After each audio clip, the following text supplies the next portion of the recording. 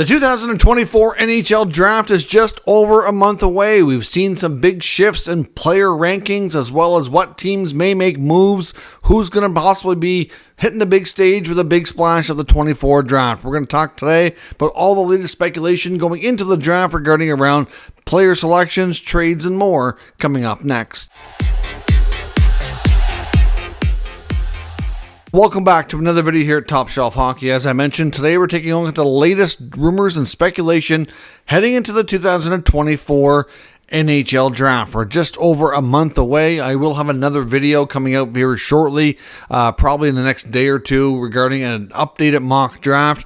Some of the player rankings have really shifted. We've seen some of the top scouts and some of the top prospect people around kind of really have a shift in some of their thoughts around where some of the players may go. So we'll take a look at a different possible outcome here over the next couple of days. So stay tuned for that coming to the channel. Now, of course, as I mentioned, the draft is always a busy time. There's usually a high level of activity when it comes to trades. It's probably the prime time of the year that you see some of the most activity. A lot of it is around draft picks, but a lot of it is around players as well, and sometimes giving up, high leverage picks in order to obtain help for your team that can come in and, give you a boost right away. So some of the teams you see be the most active are teams with the least amount of picks or the most amount of picks. I mean, some teams have dealt away a lot of draft capital over the last number of years.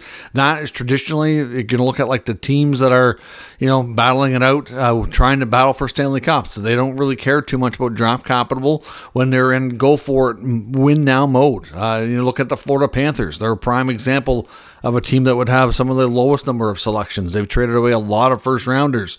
Looking at other teams like Tampa, they've given away a lot of picks as well. To some degree, Toronto, not quite as much. A lot of other teams as well. Vegas is another one. So they're the teams that if they decided that there was a player they really liked, and they had to trade a roster player to get a high, mid or high first round pick to grab a good prospect, you might see that happen. So some of those teams, like I said, that are at the top of the league battling it out, a lot of them also have salary cap problems. So they might be like, okay, we have to move a player for cap reasons. So let's see maybe if we can get a first round pick to one of the teams that are maybe in the middle of the draft, and we can grab a really good prospect. So you oftentimes see trades like that. Like, for example, the New York Islanders, they are just made a trade here this recently with the Blackhawks with some picks, which we'll talk about shortly. But for example, they're rumored to have guys like Jean-Gabriel Pageau on the trade market. There's some think that maybe there's a chance Brock Nelson could be traded, mainly because in Nelson's case, not that they don't like the player, but he's needing a contract extension soon. So you have to decide at what point are you going to try to kind of sell high. He's still very productive, but if you sign him, and if his production falls off into his 30s, like you're hoping it may not, but if it does, that can be really hard to get out of at that point, and you're stuck with a bad contract. So you kind of have to make decisions on who you're going to bet on to not regress and extend, and who might be a better optimistic person to move and get some good value out of now. So a team like the Islanders comes to mind. They also need to restock their prospect cupboard. So to move a guy, if they could get a pick in the 15 to 20 range for Jean-Gabriel Pageau or Brock Nelson, that would be a deal you'd see. That's a prime example of that. On the other hand, you get teams with the most picks, which are teams that are typically rebuilding and have sold off a lot of veteran players in the last 2-3 years and have accumulated a lot of picks. The teams with the most picks this year include the new franchise in Utah, formerly the Arizona Coyotes. So of course they're basically a new franchise, but at the same time, they're taking everything hockey operations related to the Coyotes with them to start this franchise. So basically the Coyotes, but all intents and purposes not. They have 13 picks in total. So they, will they pick 13 players? Probably not. So you could see some trades that might see them offering 2 picks for one that's higher. For example, chances to move up and grab as much high-end talent as possible. Or they might be like, this other team over here has a player they'd like to trade. We have lots of picks. Maybe we can offer them 2 or 3 draft picks and get a really good player. Things like that is what you'll see. So Utah has 13 picks. Montreal has 12. The Flyers have 10. A bunch of teams have 9, including the Capitals, the Sharks, the Ducks, the Blues, the Kraken, the Flames. Chicago did have 9 picks. Now they're down to 8 after the trade they made. Washington, Ottawa, Detroit also have 8 too. So, obviously they're all teams that would have more draft capital that you could expect more activity from. They're all in different spots with rebuilding, retooling, etc. So you can kind of expect different things out of them all. But like as a precursor to the draft, we saw an unexpected trade take place here very recently in the last 48 hours here. I'm not sure exactly when this video is going on YouTube, but the trade took place on Friday early afternoon. You saw a trade between the Hawks and the Islanders where Chicago traded their first round pick, a second and 2 seconds. So pick number 20, 54, and 61. Now, none of those picks were originally Blackhawk picks. They're all picks that came to them via trade from other teams. There's a first rounder, was the Tampa pick, and the 2 seconds, one originally belonged to LA, one was Vancouver. And then they, in return, send those 3 picks to the Islanders, and they get their first rounder, which is pick 18. So it's a couple spots higher than the 20th one that they had. And then they get the second round pick number 50, which is, of course, 4 picks higher than 54. They had to obviously give up some value to get those. So really, in all honesty, this is a good win for the Islanders. They get an extra asset for moving back here. And really, to move back 2 spots in the first round from 18 to 20, to me, is not a big deal at all. It's surprising to see this trade go down well ahead of the draft because typically you don't even know for sure who's going to go in what order for being picked. So that tells me that they must have a player that they really like, that they are concerned won't be there at 20, but think they can get at 18. It's 2 spots though, so it's kind of weird. Like, you think you would want to go to the draft first, kind of have maybe a side deal in your pocket. As we get down to pick 16, 17, you're like, okay, it's not looking good. We don't know if we're going to be able to get this guy. Let's move up. That's usually when you see those trades. A lot of these conversations do happen ahead of time, and then they're, come to fruition as the draft board gets filled and things unravel the way you're either hoping or they will or they won't. All right, so the Islanders do well here. They get an extra draft pick. So the Blackhawks, I really hope there's a player they like, and I hope they get him because really, the Islanders win this trade. Unless the Hawks walk away with a player that just blows everybody away at the 18th overall pick, it's not going to be that. The Islanders are smart to do this. Now, the Islanders will get an extra pick out of this, like I said, which will have, those 3 picks will have more value overall than the other 2.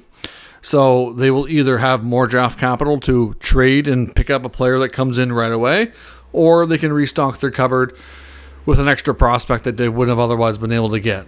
There's a lot of talent in the second round that might be a little further away from making the NHL, but, it's not unusual to see it happen. So we'll see how that works out for them. So certainly that's an interesting move so far ahead of the draft. Lots of other teams have expected to be busy. A lot of the teams picking in the top 10 to 15 spots are some of the teams that are most interesting to watch as well. Just going through down the list here. Some of this is related to what players are going to be available too. Like, for example, look, the reason I was saying about I'm going to do a new mock draft is there's a lot of different interpretations of the draft order down there in the rankings. Like TSN's Craig Button as well just put out his updated list, and he really changed things. He now has the top 4 spots all being forwards, whereas a lot of people thought the top 4 spots would likely be Celebrini going first.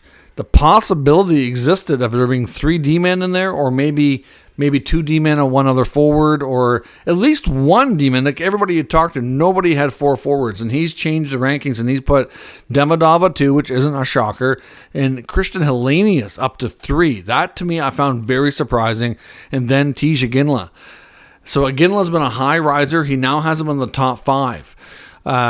Not real shocked by this. In the case of like Caden Lindstrom, he has him going much later now. I think it was around like 10 or 11. And now in the case of Lindstrom didn't really do anything to drop. The only thing is he had a lot of injuries this year, so his body works a smaller size. You saw again at the U18s. Some of these players between the U18s and the World Championships, some of them played in those tournaments, and they've had a chance to kind of shine a little bit more here and kind of, increase their value, so to speak. But if you look at the top 5 teams that are picking right now, assuming that there's no trades in that order, you've got the Sharks, the Blackhawks, the Ducks, the Jackets, and the Habs. So if the top 4, or if they do go in this direction, you'd have Celebrini, Demidov, Hellenius, and Ginla. Now, I don't know that Columbus is going to take a forward here. I mean, to be honest, I think if a guy like Demidov was available, I think they might do it. It's going to be tempting. So clearly we don't know how that's going to go. Now, with Chicago getting Bedard last year, are they going to take Demidov and wait and be patient, or are they going to go after one of the big top defensemen? It's a tough call. But according to Button, he thinks it's going to go this way. So, like I said, Hellenius at 3. Now, Hellenius, if he did go 3 to the Ducks, looking at what the Ducks have already accumulated for picks, okay, I get that. But really, in the top 5, top 6, 7, 8 picks, like, you really need to go best player available. I don't think you go more by positional need here. I mean, I do think Hellenius would be a great addition to the Ducks. He's the kind of player they don't have. I just don't know that I'd take him at 3. I mean, I don't claim to be a prospect guru. I do watch a lot of junior hockey, as much as I can, a lot of clips and highlights. I don't know if I've seen enough out of Hellenius to put him at 3, though. So we'll see, obviously. But like a team like Columbus, I wouldn't be shocked if they move back. A couple of things. One, we know the Calgary Flames would desperately love to get the son of Jerome Ginla. Like, there's no doubt that that's going to be a big part of their radar. And I think Columbus would be quite content with a big defenseman like Sam Dickinson. There's a lot of connections between Columbus and the London Knights. So for them to get a guy like Dickinson from London, I think they'd be thrilled with that. Not to say for sure that he's their main pick if they stay at 4, but I think they'd be thrilled with it. So if they could move back to where Calgary is at 9 and get Dickinson, and I don't know how much certainty there would be. There would be risky, right? Because I don't know. There's a lot of teams in between. You've got 6, 7, 8 after Montreal. I don't know. It's risky, but I could see Columbus maybe moving back because I think they'd be content to get Dickinson, maybe Caden Lindstrom. And I think depending on who's there, I think they're a team to watch. Because I think Calgary will try to move up. And to me, a team like Columbus or Montreal at 4 or 5 would be the main ones to watch there. In Montreal's case, they are expected to make a trade for a top young talent. I don't think they're going to use this top 5 pick to do that. I think if anything, they'd use some of their other picks or players on their already drafted prospects in that regard to make that kind of move. Some people thought and still think that if Montreal would like to get Caden Lindstrom, that had some real size at center. And he makes a lot of sense for Montreal, and you could make an argument at 5 that he would be the best player available too. Some people think that for some reason, if they can't get Lidstrom, so if he goes in the top 4, or if they're confident enough that he'll be available at 7, 8, 9, one of those other spots, that they could also move back and get an extra asset here. But, I mean, some of the top players that they're rumored to be interested in looking at would be Trevor Zegras, Marco Rossi in Minnesota. We've heard Joel Farabee in Philly. Kent Johnson out of Columbus again. So we'll see what Columbus does. They still need a GM right now, which we'll talk about here a little bit as well. Alexander Holtz's name has been out there. Marty Natchez, Patrick Laine. I expect the Habs to try to get one of these guys. And if they can't get Caden Lindstrom, I don't know. It really depends on how the draft board goes. If Demidov is gone and Ginla is gone and they can't get Lidstrom, or they think they can get him a few picks back, I wouldn't be shocked if they did move back. But Montreal's smart that way. We'll see what they do. But they're going to be active. There's no doubt about that. Buffalo's another team to watch. They're picking 11th overall. I wouldn't be surprised if they trade that pick. Lots of speculation. They could try to acquire an impact player, whether it be a top 4 defenseman. I know that's what people were saying before. I think it's more likely to be a forward. I mean, they did make a trade at the deadline, trading Middlestat for Byram. I think their top 4D, for the most part, is good. I think the only difference with Byram is that he has an injury history. So I guess, I don't know if they would have made that trade, though, if they didn't feel comfortable and confident that he could be a consistent top 4D. So to me, you're not going to move 11th overall for another top 4 defenseman. I think it's more likely if they can get a top 6 forward.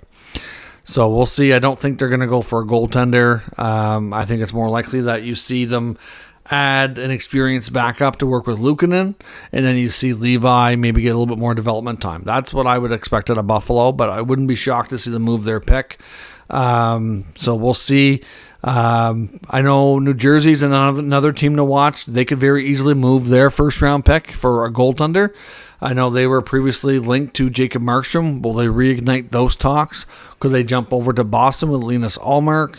UC Saros in Nashville? I suspect, and it's pretty much, been reported by enough people that it's got to be Tom Fitzgerald, his top priority of the offseason now that he's got a new head coach, to get a better goalie to work with Jake Allen.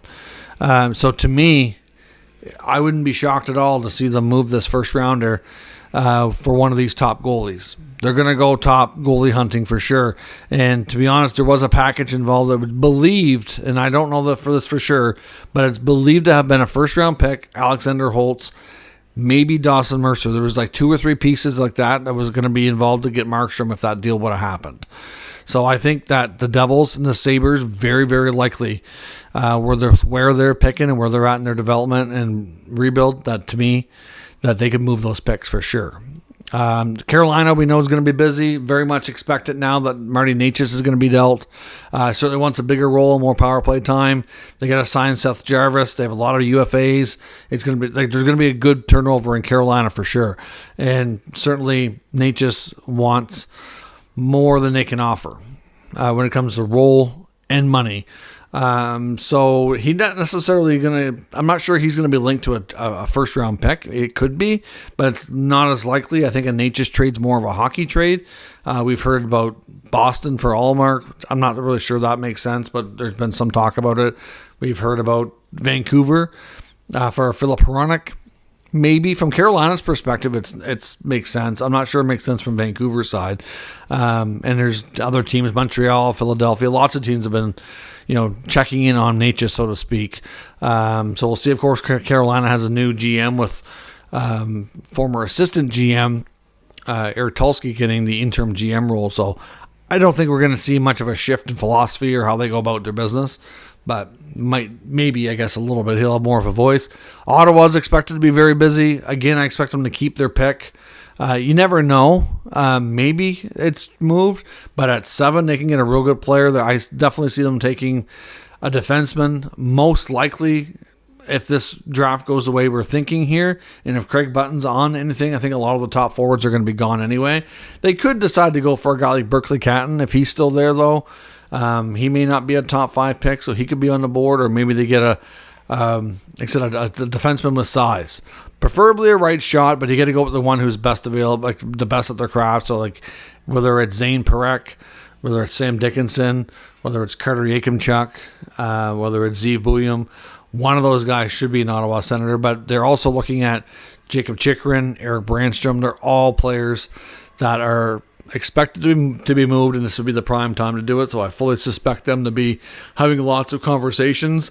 Of course, if the Maple Leafs are going to pull a trigger on a Mitch Marner trade, which we don't know for sure, we'll have a better idea before we get there, but it is expected that the Leafs are going to have conversations with him around either moving him or an extension, because both are available. To get a trade done, they're going to need his consent, so they're we'll likely know if conversations have taken place to get a list of teams or not. But if a Marner trade is going to happen, it doesn't necessarily mean that if it doesn't happen at the draft, it's not going to happen at all, but it would be a prime time for it to happen. But look at Matthew Tkachuk. That happened later into July. I wouldn't rule out something like that, depending on where things go. But again, when you get everybody kind of gathered together, there's more conversations. Sometimes the week or so after the draft leading into free agency, there's still a decent amount of trade activity. A lot of conversations usually get the ball rolling, and then you see them kind of reconvene about a week later, and then that's when things start to get official. So we'll see. But if the Leafs are going to do it, it'll either happen or the foundation for it to happen will be set. So either way, it's going to be extremely busy. Lots of names that I just put out there that could be moved. Lots of picks that can be moved for players. Like I said, teams are going to be looking to move up or down, do some asset management here. So it's going to be a very busy time. Should be a very fun time as well. So certainly stay tuned. We'll keep you up to date with all the draft talk, all the prospect rankings, rumors around what might happen for picks and trades, etc. So stay tuned to Top Shelf Hockey. We'll keep you up to date with all that. So make sure you subscribe so you don't miss anything. And I will catch you next time.